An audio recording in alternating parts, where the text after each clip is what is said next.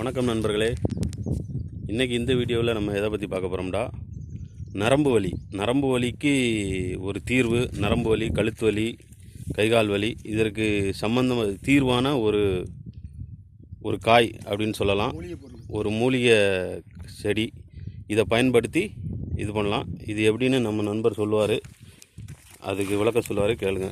அந்த செடியை பார்த்துங்க. இதுதான் இதுக்கு பேர் பிரண்டை. இது கள்ளி வகையை சார்ந்தது தான். என்ன, இந்த பிரண்டை செடியில் நம்ம இந்த இளம் இது கொஞ்சம் முத்தி இருக்கும், அது வேண்டாம். இந்த மாதிரி இளம் உள்ளதை பறிச்சுக்கணும். இப்படி பறித்து இது நிறையா இருக்கும். அந்த மாதிரி இது கள்ளி வகை சார்ந்தது தான். இதை இந்த மாதிரி பூரா பறித்து இதை இஞ்சி, பூண்டு, அப்புறம் கொஞ்சம் புளி, கொஞ்சம் தேங்காய் சேர்த்துக்கலாம். எல்லாம் சேர்த்து துவையல் மாதிரி அரைக்கணும். நல்லா அரைச்சி இதை லேசாக தாளிச்சிக்கலாம்.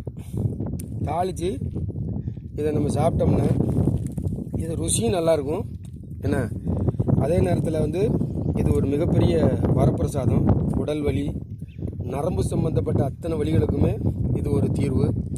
அதுவும் இல்லாமல் கழுத்து வலி, மூட்டு வலி, உடல் கைகால் வலி, இது மாதிரி எத்தனையோ வலிகளை இது ஒரு வலி நிவாரணம் மூலிகைன்னு சொல்லலாம். இதை நம்ம அழகாக பயன்படுத்தலாம். இதை சாப்பாட்டு கூட நம்ம சேர்த்து சாப்பிட்டுக்கலாம். தனியாக கூட துவையை அரைச்சி சும்மா சாப்பிட்டுக்கலாம். ஏன்னா இது மாதிரி நிறைய இடங்களில் கிடைக்காது. இது பெரும்பாலும் வெப்ப பகுதிகள், இந்த மாதிரி வறண்ட பகுதிகளில் தான் முளைக்கும். ஏன்னா இது கள்ளி வகையை சார்ந்தது தான். ஆனால் இது நம்ம சாப்பிட்றதுக்கு இதில் இது மாதிரி காயெல்லாம் காய்க்கும்.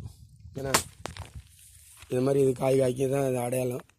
இந்த முறுக்காக கிடக்கும். எலும்பு சம்மந்தப்பட்ட எல்லா வலிகளையுமே இது கேட்கும். இது ரொம்ப சிறந்த ஒரு மருந்து. என்ன, இதை பயன்படுத்தி உடல் வலி எல்லா வலிக்குமே இதை பயன்படுத்தி நம்ம நிவாரணம் பெறலாம். இதை பார்த்துக்குங்க. இது பெரும்பாலும் வறண்ட பகுதிகளில் தான் கிடைக்கும். இது மாதிரி படர்ந்து கிடக்கும் நிறையா. என்ன, இதில் இளம் கீரைகளாக பறிக்கணும். இந்த கீரையோடு சேர்ந்து இலசை பறிக்கணும். இந்த மாதிரி இலசை பறிச்சிங்கன்னா இது ரொம்ப நல்லாயிருக்கும் சாப்பிட்றதுக்கு. இது ஒரு சுவையான பொருளும் கூட.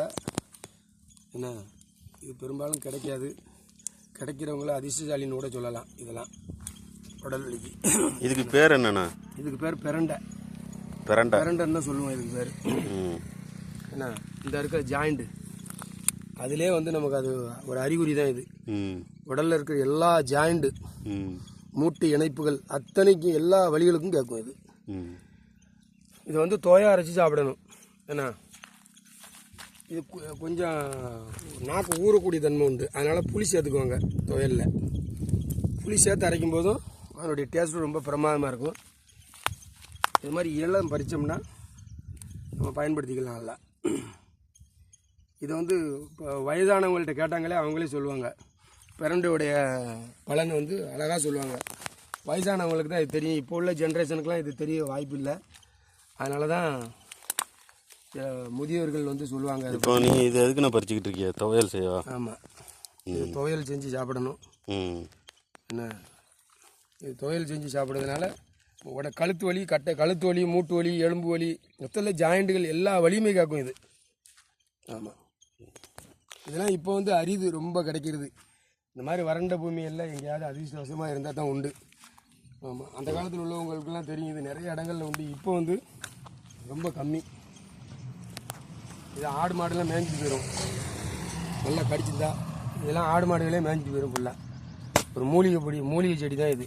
புரியுதா? ஓகே நண்பர். வணக்கம் நண்பர்களே. நம்ம நண்பர் சொன்னதை கேட்டிருப்பீங்க. இது ஒரு அற்புதமான மருந்து. இது எந்த மாதிரி இடங்கள்ல இருக்கும்? இது வறண்ட பூமிகளில் தான் பெரும்பாலும் முளைக்கும். வறண்ட பூமிகள். இதை பார்த்து பலன் பெறுங்க நண்பர்களே. என்னோடய வீடியோ பிடிச்சிருந்துச்சுன்னா லைக் பண்ணுங்கள், கமெண்ட் பண்ணுங்கள். நம்ம வீடியோ பிடிச்சிச்சின்னா ஷேர் பண்ணுங்கள் எல்லாத்துக்கும். மறக்காமல் நம்ம சேனலை சப்ஸ்கிரைப் பண்ணி வச்சுக்கோங்க. பக்கத்தில் இருக்க பெல் நோட்டிஃபிகேஷனும் அமுக்கி வச்சுக்கோங்க. அப்போ தான் நான் போடுற வீடியோ உங்களுக்கு வரும். சப்போர்ட் பண்ணுங்கள் நண்பர்களே.